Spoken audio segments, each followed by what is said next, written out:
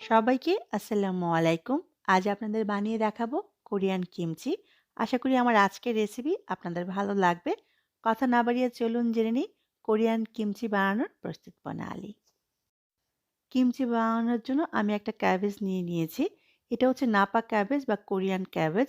এটা যদি আপনার হাতের কাছে অ্যাভেলেবল না থাকে, সেক্ষেত্রে আপনি বাংলাদেশের যে পাতাকপি পাওয়া যায়, সেটা দিয়েও বানাতে পারবেন। তবে এই ক্যাবেজটা দিয়ে বানালে কিমচির টেস্ট বেশি ভালো আসবে।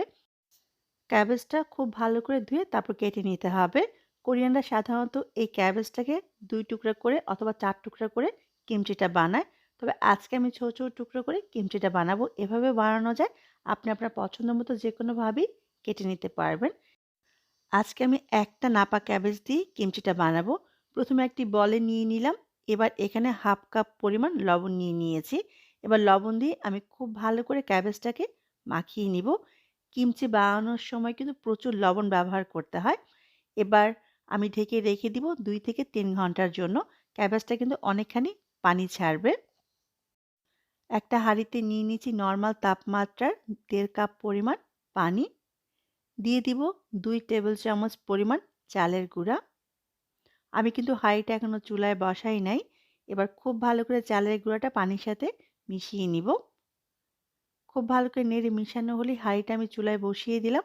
অনবরত নাড়তে হবে যাতে নিচে লেগে না যায়।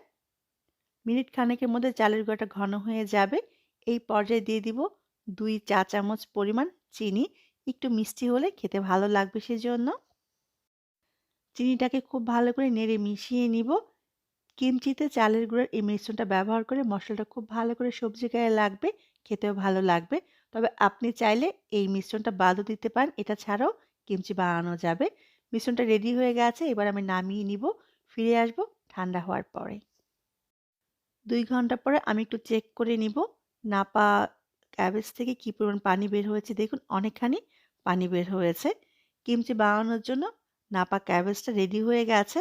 এবার আমি পর্যাপ্ত পরিমাণ পানি দিয়ে খুব ভালো করে ক্যাবেজটাকে ধুয়ে নিব। ২ থেকে ৩ বার পানি চেঞ্জ করে, করে ক্যাবেজটাকে খুব ভালো করে ধুয়ে আমি পানিটা ঝরিয়ে নিব। এখানে বড় সাইজের একটা পেঁয়াজ কেটে নিয়েছি, ৩ কোয়া রসুন নিয়েছি আর ২ টুকরা আদা নিয়েছি। সবগুলো উপকরণ একত্রে পেস্ট করে নিব। কিমচি বানানোর জন্য এখানে বড় একটা বল নিয়ে নিয়েছি। এখানে মূলা, পেঁয়াজ পাতা আর গাজর আছে। প্রতিটি উপকরণ ১/২ কাপ করে আছে। আর কিভাবে কেটে নিয়েছি দেখে নিশ্চয়ই বুঝতে পেরেছেন। এবার চালের যে মিশ্রণটা বানিয়েছিলাম সেখান থেকে ৩ টেবিল চামচ পরিমাণ দিয়ে দিব। এবার পেঁয়াজ, রসুন, আদা দিয়ে যে পেস্টটা বানিয়েছিলাম সেটা সম্পূর্ণ দিয়ে দিব। ফিশ সস দিয়ে দিচ্ছি ১.৫ টেবিল চামচ পরিমাণ। এটা আপনি সুপার শপ অথবা মুদির দোকানে খোঁজ করলেই পেয়ে যাবেন। এখানে আমি লাল মরিচের গুঁড়া ১/২ কাপ থেকে একটু কম নিয়ে নিয়েছি। কিমচি একটু ঝালই হয়। যারা ঝাল খেতে পারেন না তাদের জন্য লাল মরিচের গুঁড়া পাওয়া যায় কিমচি বানানোর জন্য।